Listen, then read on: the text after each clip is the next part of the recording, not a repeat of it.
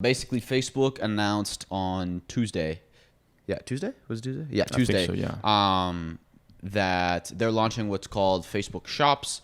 And basically, it's going to be a shopping platform built directly into Facebook, Instagram, WhatsApp, and Facebook Messenger, all of their suite of apps. And this has kind of been expected for a while. Well, they had marketplace before, and Yes, that was more of a it was in terms of exactly this. Like, Right. it was expected that they would launch storefronts within their platforms. It wasn't necessarily, they kept it pretty under wraps for a while. It was unclear of when they were going to do it. And then they came on Tuesday and kind of shocked a lot of people and said, okay, here it is.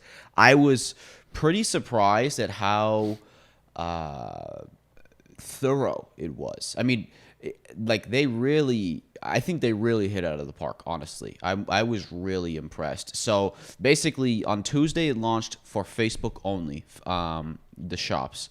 It will launch on Instagram later this summer, they said, so hopefully within a few months. And then they said they're working on WhatsApp and Messenger to launch. Is this just in the US for now, or is also... It's only US. Okay, For now. So just to clarify how it works. So if you have a So we have kind of a picture up here. They Right, gave an but example. But if you have any type of e-commerce platform, let's say Yeah. Shopify. So how or is Shopify WooCommerce involved? or anything like that? Basically, it's built on top of Shopify's tech stack, but it works with other platforms. So it works with WooCommerce, BigCommerce. I think it works with Magento. Don't quote me on that, but it works with most other e-com platforms, and obviously it works with Shopify. Right. And so Zuckerberg and Toby Luckey, the CEOs, both went on a live cast together and basically talked about it. We'll put the link in the show notes. I wrote about it in my newsletter because this is like the biggest news we've had in a while in e-com. Because obviously Shopify just launched their own shop. Right. We talked about a few it weeks couple ago. Of, yeah. And now this is Facebook Shops. This is a much bigger deal because basically, if you listen to this podcast, you know that we think social commerce is the future, and this is exactly it. So basically now they have one-click payments. Do you have my newsletter? Are you able to pull it up? Because I basically gave a summary of all the different features but basically it has one-click purchasing, one-click checkout, I should say. It has lots of detailed stuff. Like, they even have loyalty programs built in. They have Instagram Live and Facebook Live shopping, which I thought was really interesting. Yeah, go ahead and scroll down. Okay, so I gave the bullets right here. But basically... yeah, so one-click checkouts. So Instagram now, on the bottom where all the tabs are, there's going to be a new tab that's going to be a shop tab.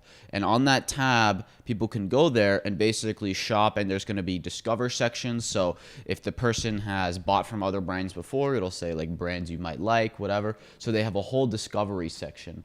Also, everything connects. So if you add to cart on Instagram, like, this is down the road, obviously it's not launched and everything yet, but if you add to cart on Instagram and then maybe the store has a WhatsApp customer support or something, you can open WhatsApp and then ask the person on customer support some questions. And then if you're ready to check out, literally your cart is there on WhatsApp too, and you don't even have to go back to Instagram. So it's a unified checkout through all it's a seamless systems.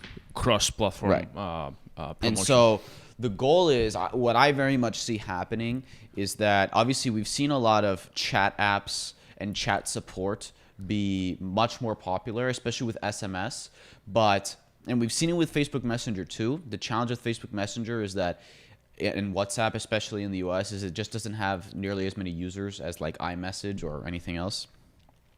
I think this is a case where it may grow a lot, and that you'll see a lot of companies basically have all of their customer service within WhatsApp or something like that, and then because then they can integrate it directly with Instagram.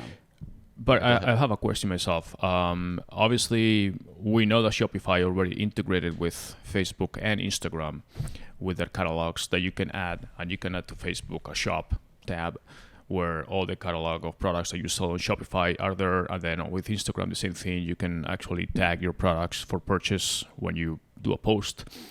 So the way that worked is that when you go to Facebook, you see the products, and then people will buy and actually check out. Basically, sends traffic back to your store, and you check out there. So now you check out on Facebook. So or now you on check out Instagram. on Facebook. And on top of that, like I said, they have storefronts now. So it's not just that you import your catalog and you can have products like on Instagram, you can tag products. You can have a storefront now. So basically, you can have a mini website within Instagram or within Facebook where people can check out there and they don't have to go to your website or leave their website. Okay.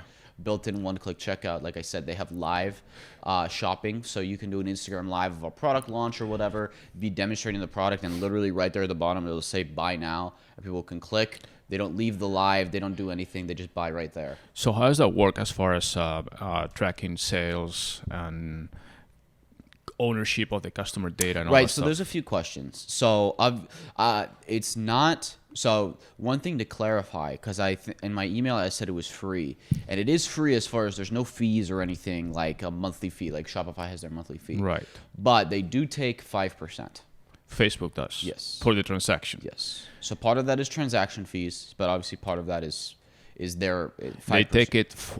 Okay, so who pays that 5%? The merchant. Yeah. So in the Or same. is the transaction fee like equivalent to the credit card fee? Well, it's 5%. So obviously some of that is the transaction fee based Okay. on, I don't know. I assume they probably partner with Stripe or someone. The processing fees, but obviously 5% is more than the processing fees. So that's their cut. Now, 5% is much lower than like Amazon, who takes 15, or other platforms, but they do take 5%. But so there's no other fees. it comes to about an extra 2%. Because normally the transaction fees for credit cards are between 2.5% and 3%. Yeah, like So, Shopify, depending on what On your plan program you and your have. volume and all that. So if It's 2 to Facebook is 3. taking 5%, they're adding another 2% on top of. Yeah. But their main goal is just make more money with ads. So they're not trying to charge 10, 15% like Amazon or other platforms would. The biggest question that I have is how much. Oh, and also to finish up, basically, there's a few other cool features. It has AR built in. So if you have anything that uses AR, just like they launched AR ads recently a Yeah. few months ago, they have AR built in. So you can basically have people try on clothes, glasses, makeup, put a piece of furniture in a room, whatever you want.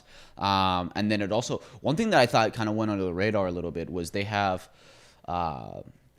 personalized. Basically, they use AI to personalize the shopping experience for the customer. This is something that a lot of stores have been testing out, but the technology needed to do that is pretty advanced. Like I know Clearbit does this, and other platforms where they basically will customize the website based on data they have on the person, Sure, so they yeah. see different things. The user experiences. Right. And so Facebook said that, okay, well, we have tons of data on our customers. So if someone goes to your store and you sell all types of things, we're going to show them the items that we think they're most likely to buy. So let me get back to my original question. I just don't know if I'm a shopper or a buyer that I'm usually going to the brand.com store and buy my products. And then I see now that I have the option to also buy through Facebook, and my storefront is the same thing. All the branding is the same. When I check out through Facebook and all this checkout that happens at Facebook, not at my store, do I have access as a store owner to the customer data? Right. So, okay. So I wanted to finish. That's the question that I said in my email, actually. If you scroll down like 2 lines, we don't know. I don't know yet. Basically, I said the biggest unanswered question that we will find out soon is who owns the customer data and how granular. So obviously, is Facebook going to take the Amazon? I don't think they will. But the Amazon approach is like, we give you nothing. Basically, you don't get anything. We own everything. You get, if we have to, we'll give you the address to ship to them. But you don't get email addresses. You don't get any purchasing data. Right, nothing. exactly. You don't get any lifetime value data on the customer, anything like that. Now, how much will Facebook give? I don't know. They'll definitely give more data than Amazon, I think. But I also think that there's probably privacy concerns that obviously they've had to face a lot. So I don't know how much they're going to give. But well, I mean, there's different levels, obviously. The basic level is like, okay, give me the customer emails and things like that. The more granular data that you get, like when you have